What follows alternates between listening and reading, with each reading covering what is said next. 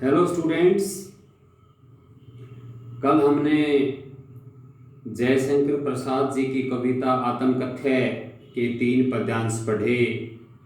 उन पद्यांशों में यह कहा गया था कि जयशंकर प्रसाद अपने मित्रों से कहता है कि वह अपनी आत्मकथा इसलिए नहीं लिखना चाहता क्योंकि उसके जीवन में ऐसी कोई महान उपलब्धि नहीं है जिससे लोगों को कुछ सीख मिले, कोई प्रेरणा मिले।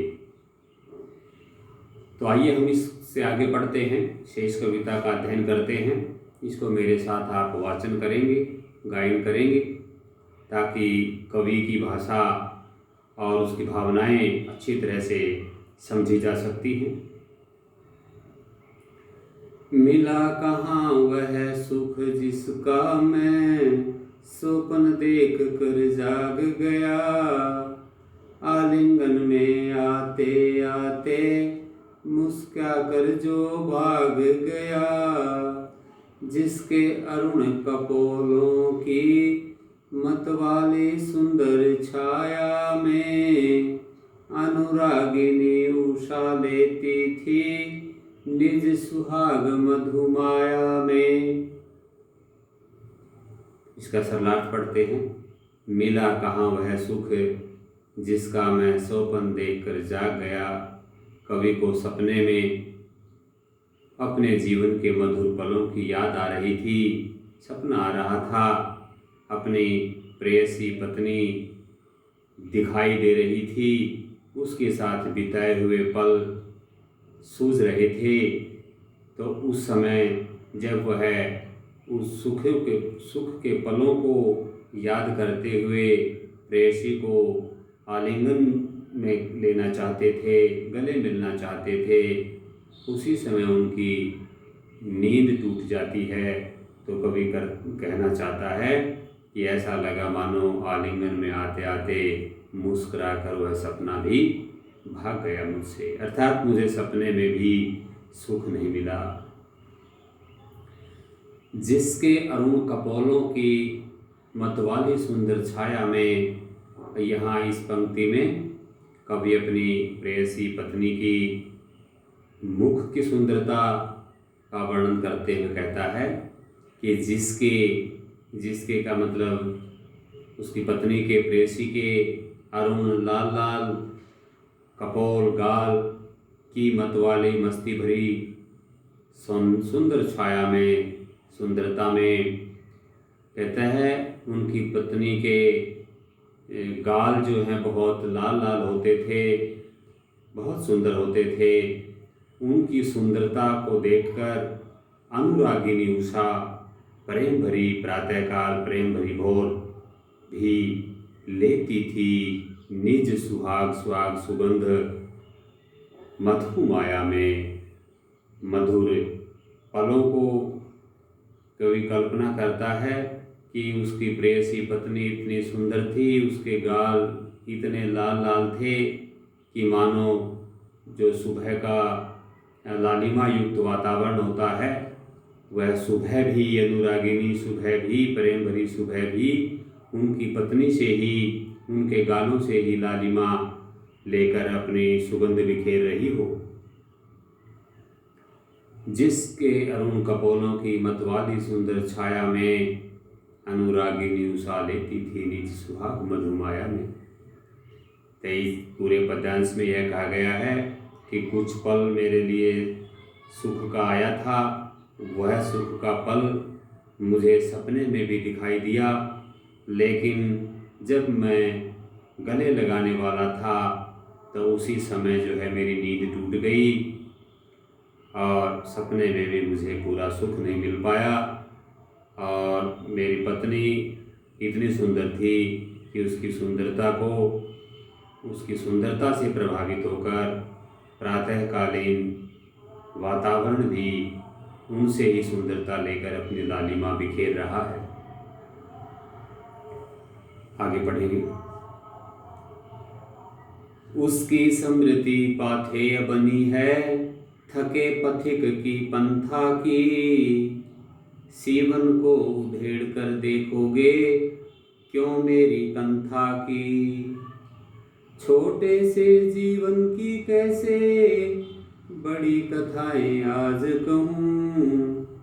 क्या यह अच्छा नहीं कि औरों की सुनता मैं मौन रहूं।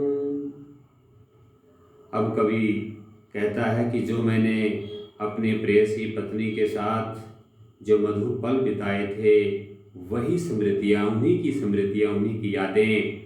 पाथेय पाथेय होता है रास्ते का भोजन। जैसे कोई यात्री जा रहा होता है, अपने साथ भूख मिटाने के लिए भोजन ले जाता है ताकि उसका पूरा रास्ता ठीक तरह से बीत सके, पार हो सके। ठीक उसी प्रकार से कवि अपने आप को जीवन रूपी यात्रा का पथिक मानता है और कहता है, वो जो मेरी पत्नी की, प्रेयसी की जो यादें हैं, वही मेरे लिए संबल बना हुआ है, सहारा बना हुआ है। ऊर्जा मिलती है उनसे मुझे, उन पलों को थके पथिक की पंथा वैसे तो रास्ता, पथ जो होता है उसी से बना है। तो किसी रास्ते के पथिक के लिए, थके हुए पथिक के लिए जो पाथेय होता है, भोजन होता है, वह सहारा होता है। ठीक उसी प्रकार से मेरे जीवन रूपी यात्रा के लिए, उसको पार करने के लिए मेरी प्रेयसी या पत्नी के साथ बिताए हुए थोड़े से मधुर पल, उनकी यादों के सहारे ही मुझे ऊर्जा मिल रही है। सीवन को उधेड़ कर देखोगे, सीवन का मतलब होता है सिला हुआ। सीवन को उधेड़ कर देखोगे, बिखेर कर देखोगे, फाड़ कर देखोगे, क्यों मेरी कंथा की।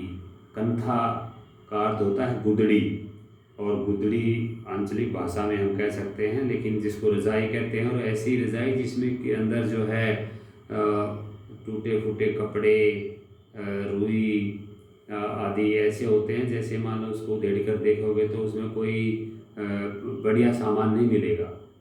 तो ठीक उसी प्रकार से कवि कहता है कि मेरा जीवन तो जो है उस कंथा की तरह है, उस गुदड़ी की तरह है, जिसको आप उधेड़ कर देखना चाहते हो तो उसमें कुछ भी ऐसा नहीं मिलेगा जो आपको, आपके लिए फ़ायदेमंद हो। सीवन को उधेड़ कर देखोगे, क्यों मेरी कंथा की, क्यों मेरे जीवन रूपी रजाई को उधेड़ कर देखना चाहते हो। अर्थात मेरे जीवन में तो अनेक दुख ही दुख हैं। यदि मैं अपनी पूरी कहानी बताऊं तो दुखों को के सिवाय, मुसीबतों के सिवाय उसमें कुछ भी नहीं है। छोटे से जीवन की कैसे बड़ी कथाएं आज कहूँ। मेरा जीवन तो बहुत छोटा है और मेरे जीवन में बड़े बड़े दुख झेले हैं मैंने। भगवान ने बहुत ज़्यादा दुख दिए हैं, बड़े बड़े विपदाएं, व्यथाएं हैं मेरे मन की, जीवन की। उनको मैं कैसे कह सकता हूँ छोटे से जीवन में मेरी बड़ी बड़ी कथाएं कहने में मैं असमर्थ हूँ। क्या ये अच्छा नहीं कि मैं औरों की सुनता मैं मौन रहूं। मुझे तो इसी में अच्छाई लगती है कि मैं औरों के की ही जीवनियाँ, आत्मकथाएँ पढ़ूं, सुनूं, लेकिन मैं मेरे दुख को, तकलीफ़ को, मुसीबतों को किसी के सामने नहीं बताऊं। मुझे इसमें ही अच्छा लगता है। सुनकर क्या तुम भला करोगे मेरी भोली आत्मकथा, और मेरी सीधी सादी आत्मकथा है। कोई दिखावटी जीवन नहीं है मेरा, सीधा सरल जीवन है। इस सीधे सरल जीवन के बारे में मैं आपके सामने क्या बताऊं।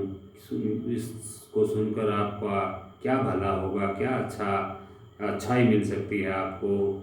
सुनकर क्या तुम भला करोगे मेरी भोली आत्मकथा, अभी समय भी नहीं, थकी सोई है मेरी मौन व्यथा। और मेरी मौन व्यथा, मौन शांत व्यथा माने दुख, और जो मैंने अपने जीवन में दुख झेले हैं, उन दुखों को मैं सहन कर रहा हूँ। और उन दुखों को मैं दोबारा से याद करके अब और ज़्यादा दुखी नहीं होना चाहता। दबे पड़े हैं मेरे जीवन में, उनको आप उधेड़ कर, उकेर कर आप मुझे और दुखी न करें, उससे आपको कोई फ़ायदा नहीं होगा। तो ये हमने कविता पढ़ी।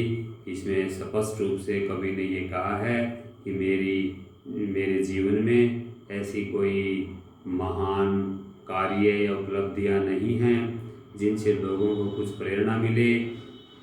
कोई इतना बहुत बड़ा या लाभदायक साहित्य नहीं है और जिनसे आप जो है कोई फ़ायदा उठा पाओ। और यदि फिर भी मैं अपनी आत्मकथा के बारे में लिखूं तो फिर वो कहता है कि कहीं ऐसा न हो कि तुम ही कहीं अपने आप को दोषी समझने लगो, अपराधी समझने लगो। अपने मित्रों को कह रहा है, क्योंकि हो सकता है उसके साहित्य से चुरा कर कुछ विचार, कुछ शब्द ऐसे हों, कुछ मूल बिंदु साहित्य के ऐसे हों जो दूसरे कवियों ने चुरा कर अपनी प्रसिद्धि पाली हो। पता नहीं, इस तरह से जो है कवि ये सोचता है कि मेरा जीवन सीधा साधा है, जो आप देख रहे हैं वही है, उसमें कोई दिखावटीपन नहीं है, इसलिए मैं अपनी आत्मकथा को नहीं लिखना चाहता। ठीक है, इस कविता को पढ़ेंगे, याद करेंगे। Okay, thanks.